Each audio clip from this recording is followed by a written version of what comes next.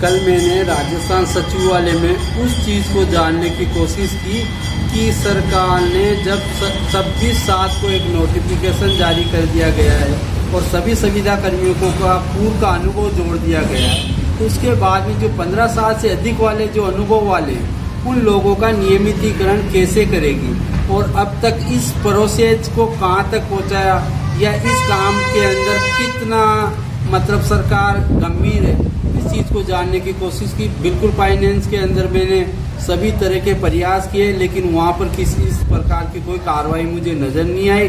तो फिर मैंने अंत पंत में सरकार के जो आला अफसर हैं फाइनेंस के, उनसे ही बात की। अकेला सिंगल मिला तो साहब बड़े अच्छे मूड में थे, तो उन्होंने मुझे बताया कि हम आपका नियमितीकरण करेंगे।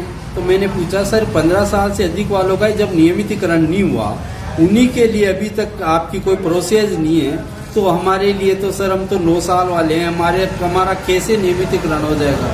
तो साहब ने बताया स्पष्ट कहा कि हमने आपके लिए एक नोडल अधिकारी नियुक्त करने के लिए आदेश दे दिए हैं और राजस्थान के जितने भी संविदा डिपार्टमेंट हैं, जहाँ जहाँ संविदा कर्मी गए, उन डिपार्टमेंटों को सभी को एक नोडल अधिकारी नियुक्त करने का आदेश दे दिया है। और वो नोडल अधिकारी आपके डिपार्टमेंट से मालूम करो कि वो नियुक्त किया या नहीं किया गया। अगर नियुक्त नहीं किया गया तो उसको जल्दी नियुक्त करवाया जाए। नोडल अधिकारी ऐसा होना चाहिए जिसके पास मतलब सभी प्रकार की सूचनाएं और जिसको कंप्यूटर का ज्ञान हो। उसके पास SC, ST, OBC और जनरल के आंकड़े, इसके अलावा एडोप्शन के आंकड़े, इसके अलावा उसके पास जिस ग्रेड पे के अंदर जो कार्य का एडोप्शन हुआ है उनके एडोप्शन के आंकड़े, उनके अलावा उनके पास मतलब उनका जो पूर्व की सेवा का अनुभव, टोटल आंकड़े होने चाहिए।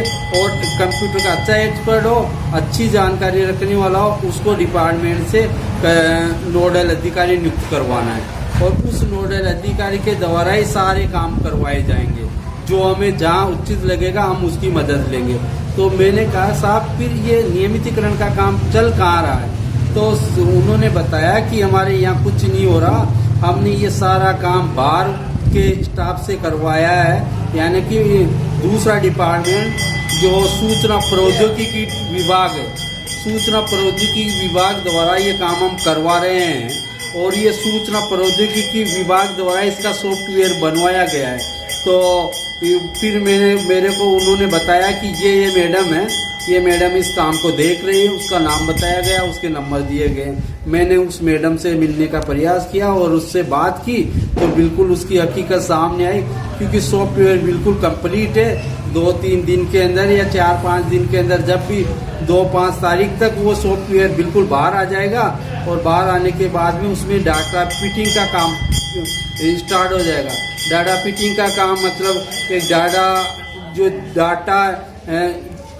डाटा इंटर सेंटर है, वो उसके द्वारा करवाया जा रहा है और इसमें बिल्कुल एक्सपर्ट, जो कंप्यूटर के एक्सपर्ट लगाए हुए हैं और ये उस नोडल अधिकारी से सारे आंकड़े लेंगे, उसी के आधार पे ये उसको फीड करेंगे।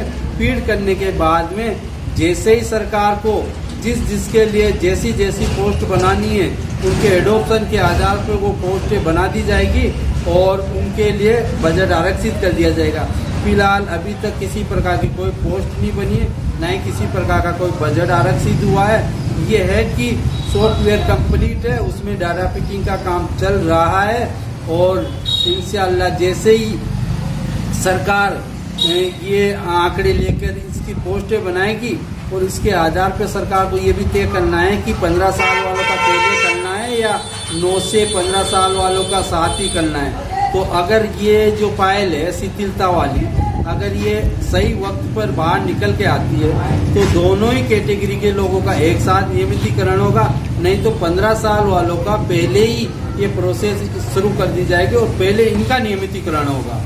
तो ये सारी हकीकत हमने कल जानने की कोशिश की और इसकी सच्चाई यही है कि सरकार बिल्कुल 100% नियमितीकरण के मूड में है और नियमितीकरण कर रही है। और इस नियमितीकरण के अंदर फाइनेंस डिपार्टमेंट, सूचना प्रौद्योगिकी डिपार्टमेंट का सहारा ले रहा है। बिल्कुल ये काम एक तरीके से हाई टेक्नोलॉजी से करवाया जा रहा है और इसी के आधार पर सभी का भला होगा और जल्दी भला होगा, सबके घरों में खुशी आएगी।